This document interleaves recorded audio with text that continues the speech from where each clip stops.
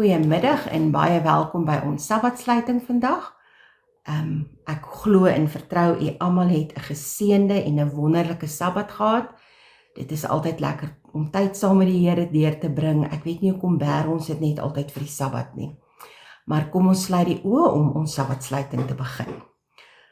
Ons almagtige Hemelse Vader, wat 'n voorreg om weer eens 'n dag saam met u te kon deurbring.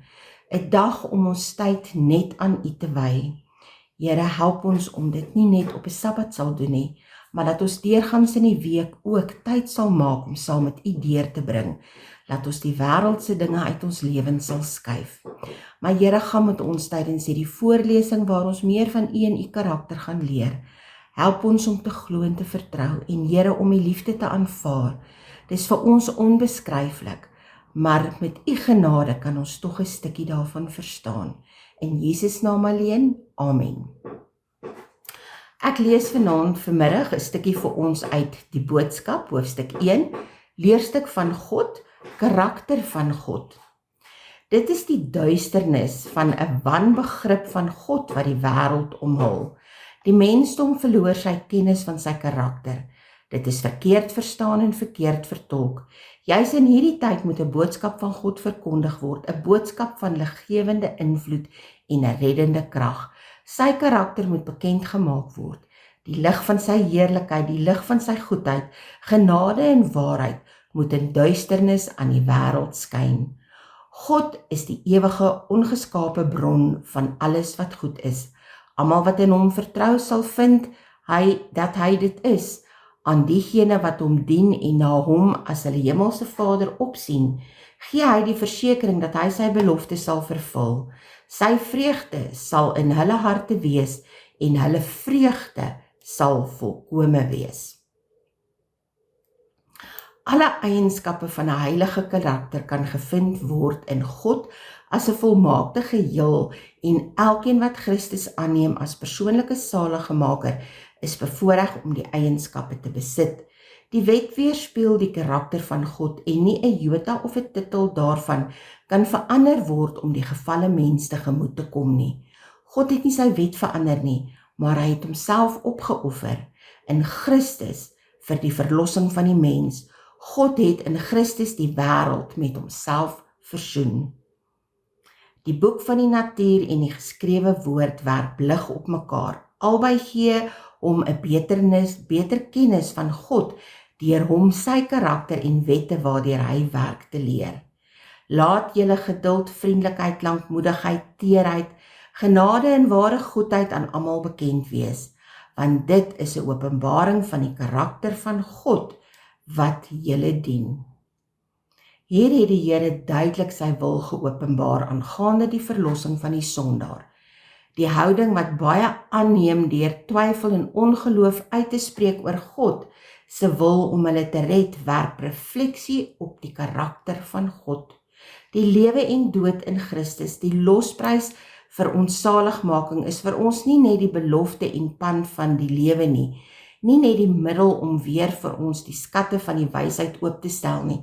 Dit is 'n breër, hoër openbaring van sy karakter as wat selfs die heiliges van Eden geken het. Duisende het 'n verdraaide konsep van God en sy eienskappe. Hulle dien daardeur in werklikheid net sowel 'n valse God soos die aanbidders van Baal. Hy is lankmoedig en 'n God van genade. As dit die wese is wat ons aanbid en wie se karakter ons in ons eie lewe wil inhou, dan bid ons die ware God. Daar was egter meer as die redding van die mensdom by die verlossingsplan betrokke. Dit was nie die enigste rede waarom Christus na die aarde gekom het nie. Dit was nie net sodat die bewoners van hierdie aarde die regte agting vir die wet sou hê nie. Dit was ook bedoel om die karakter van God voor die heelal te regverdig. Geen ontasbare beginsel, geen onpersoonlike essensie of bloot abstrakte begrip kan die beloftes en verlangens van mense in hierdie lewe van worsteling met sonde en droefheid en pyn bevredig nie. Dit is nie voldoende om aan die wet en mag te glo, aan die dinge wat geen medelee het en nooit die hulpgeroep verhoor nie.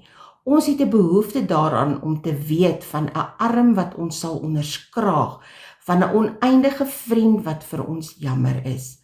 Ons het 'n behoefte daaraan om 'n hand te gryp wat warm is en te vertrou op 'n hart vol teerheid. Dit is juis so dat God hom in sy woord geopenbaar het. Die openbaring van Gods liefde vir die mens sentreer in die kruis. Die tong kan nie die volle betekenis daarvan uiter nie, die pen kan dit nie uitbeeld nie, nog minder kan ons menslike verstand dit pyl. As ons die kruis van Golgotha aanskou, kan ons net uitroep, want so lief het God die wêreld gehad, dat hy sy eniggebore seun gegee het, sodat elkeen wat in hom glo, nie verlore mag gaan nie, maar die ewige lewe kan hê. Johannes 3 vers 16. Christus gekruisig vir ons sonde, Christus verrees uit die dood, Christus opgevaar na omhoog, is die wetenskap van verlossing wat ons moet leer en verkondig. Die doel vir sy volk vandag is dieselfde as wat hy met Israel beoog het, toe hy hulle uit Egipteland uitgelei het. Deur die goedheid, genade, regverdigheid en liefde van God te aanskou wat in sy kerk geopenbaar is, sien die wêreld 'n weerkaatsing van sy karakter. En wanneer die wet so uitgeleef word, sal selfs die wêreld die waarde erken van die wat God liefhet en vrees bo al die ander mense in die wêreld. As ons die majesteit van sy troon aanskou, sien ons sy karakter in openbaring van genade en verstaan ons, soos nooit tevore nie, die betekenis van die liefdevolle benaming Onse Vader. Die onbekeerde mens dink aan God as 'n liefdelose, as 'n streng selfraagsigtige. Sy teenwoordigheid word gesien as gedurende weerhouding, sy karakter as 'n versinningbeelding van jy mag nie, sy diens word beskou as vol droefheid, veel eisende vereiste. Daar is niks wat die Christen so duidelik onderskei van die wêreld as sy siening van God nie. Ons Skepper maak met reg daarop aanspraak dat hy kan doen soos net hy wil met sy skepsels. Hy het die reg om te heers soos hy wil, nie soos die mens verkies nie, maar hy is nie 'n streng regter, 'n harde, veel eisende skuldeiser nie. Hy is die fontein van liefde, die gewer van ontelbare seëninge. Satan het aan God al die boosheid toegeskryf wat deur die vlees oorgeerf word. Hy stel hom voor as 'n God wat behaag skep in die leiding van sy skepsels wat wraaksigtig en ongenaakbaar is. Dit was Satan wat die leerstuk van die ewige pyning as straf vir sonde begin het. Maar op die wyse kon hy mense lei tot ongeloof en opstand, hulle siele verlei en die menslike rede ontroon. Christus se mees geliefkoeste tema van die vaderlike karakter en oorvloedige liefde van God. Die vloek van elke kerk vandag is dat mense nie Christus se metode volg nie. Hulle dink hulle kan verbeter op die reëls en die evangelie en omskryf hulle vrylik hopende om daardeur die kerk en die werksmense te hervorm. Laat God ons een meester wees, ons een Here, vol goedertierenheid, deernis en liefde. Broeders, doen saam met die geliefde Johannes 'n beroep. Ek doen saam met die geliefde Johannes 'n beroep op julle om te aanskou watter groot liefde die Vader aan ons bewys het. Hy neem ons sy kinders van God. Watter liefde, watter ongeëwenaarde liefde, dat sondaars en vreemdelinge wat ons is, teruggebring kan word en in sy familie aangeneem kan word. Ons kan hom aanspreek op die geliefde naam Onse Vader, wat 'n teken is van ons liefde vir hom en 'n borg van sy tere sorgheid en verwantskap met ons. En die Seun van God in aanskoue van die erfgename van sy genade is nie skaam om hulle broers te noem nie. Hulle het 'n heiliger verwantskap met God as die engele wat nooit geval het nie. Al die vaderlike liefde wat van geslag tot geslag deur die kanaal van menslike harte vloei, al die fonteine van deernis wat oopgegaan het in die siele van die mense, is maar soos 'n klein stroompie in verhouding met die grenslose oseaan wanneer dit vergelyk word met die eindelose, onuitputlike liefde van God. Die tong kan dit nie uiter nie, die pen kan dit nie uitbeeld nie. Jy kan dit elke dag van jou lewe oorpyns. Jy kan die skrif ywerig ondersoek om dit te verstaan. Jy kan elke krag en vermoë inspann wat God jou gegee het in 'n poging om die liefde en deernis van die Hemelse Vader te begryp. Maar daar lê nog altyd meer voor. Jy kan dit vir eeue studeer, maar jy sal nooit die lengte en breedte, die diepte en hoogte van die liefde van God begryp, wat sy seun gegee het om vir die wêreld te sterf. Die ewigheid kan dit nooit openbaar nie.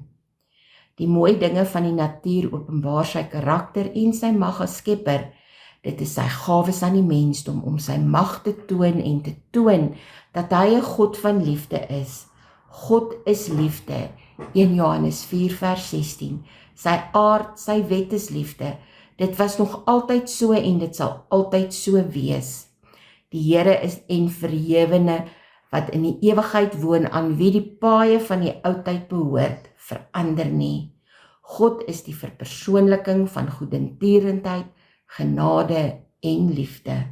God is 'n God van waarheid, regverdigheid en genade, is die grondslag van sy troon. Hy is die God van liefde, deernis en genade. Kom ons sluit af met gebed. Hemelse Vader, U liefde is groter wat ons ooit kan besef, wat ons ooit kan verstaan en wat ons ooit kan bestudeer. Ons ewigheid in die hemel saam met U gaan te kort wees om dit te verstaan. Dankie dat U ons as sondige sondaar liefhet, ten spyte van ons boosheid. Help ons om daai liefde vir die wêreld te wys, al is dit net 'n klein stroompie in 'n groot oseaan. In Jesus naam alleen, amen.